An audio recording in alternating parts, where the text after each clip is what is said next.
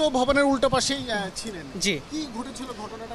আমি যখন সকালে অফিসে কাজ করতেছিলাম তখন হঠাৎ করে দেখি যে ধোঁয়া বেরোচ্ছে।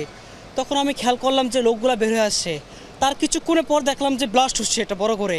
এরপর থেকে আগুনটা সরে গেছে, কিছুক্ষণের ভিতরে ফায়ার সার্ভিস চলে আসছে। এরপর থেকে ফায়ার সার্ভিস অলরেডি 2 ঘন্টা হয়ে গেছে, নিয়ন্ত্রণ আনতে পারতেছেন না। এখন ভিতরে অনেক লোক ছিল, তাদেরকে সিঁড়ি দিয়ে এক বিল্ডিং থেকে অন্য বিল্ডিংয়ে নিয়ে গেছে। এখন ভিতরে লোক আছে কিনা একমাত্র আল্লাহ মাহবুদ ভালো জানে। এখনও আগুন নিয়ন্ত্রণ আসতে পারেনি।